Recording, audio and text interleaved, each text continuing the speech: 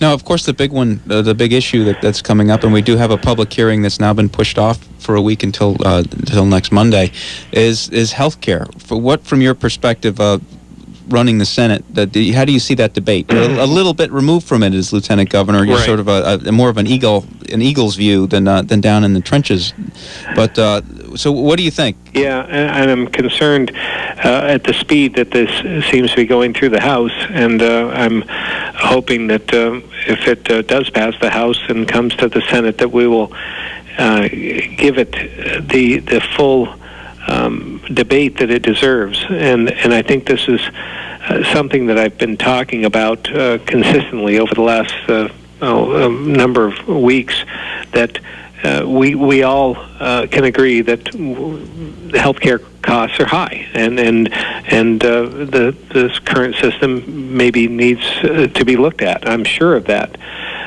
But a wholesale change is something that we can't take lightly, and we can't push this thing through without fully debating, because if we get this wrong, it could be catastrophic for our economy, and I think that that we have to slow down and think about what we're doing. And I personally, there's a couple of lines in the sand for me.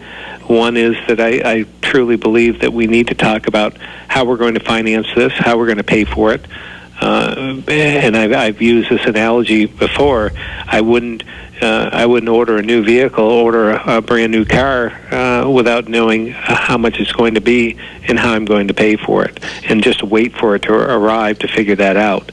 And I feel like that's what some would like to do, is develop the structure, which may be important, but we can't. I don't think we should develop the structure without talking about the costs and the payment terms. So I'm hoping that's one. The other is, I've heard many, and I have a plan myself, insurance plan with our company that we may like, and I know that there are others that say they like their plans, but if we're going to do this, I would hate to see exemptions for large companies and so forth that we could opt out of this and leave the rest of us small businesses there to try and fund this, because it would be, I think, at a higher cost. So I'm watching this debate, and I'm hoping that we will have the debate in the coming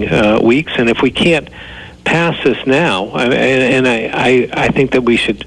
We can hold this over and consider this over the summer, and then take it up again next year. We're talking to Lieutenant Governor Phil Scott today on Common Sense Radio. The number to call in is 244-1777, or you can reach us toll-free at 1-877-291-8255 if you have a question for the Lieutenant Governor. Well, Phil, you've certainly bought a lot of cars in your day, or trucks for that matter. I don't suppose you'd be too keen on a 5-member board making all the decisions as to what kind of car you'd get either.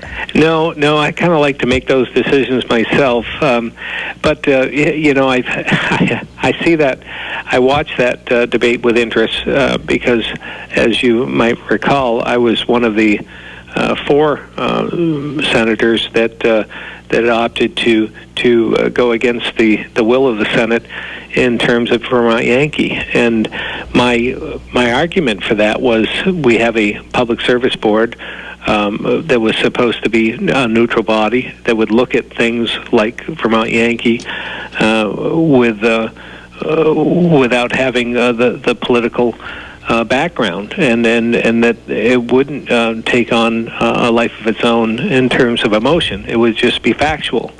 And I think that that's what they're saying with this 5-member board, that they would just look at things without emotion and so forth. But history has shown that we don't pay attention to the public service board in certain areas, Vermont Yankee being one. We didn't allow that process to happen, and I'm not sure that in the future that would happen either. So I don't think we can have it both ways. I think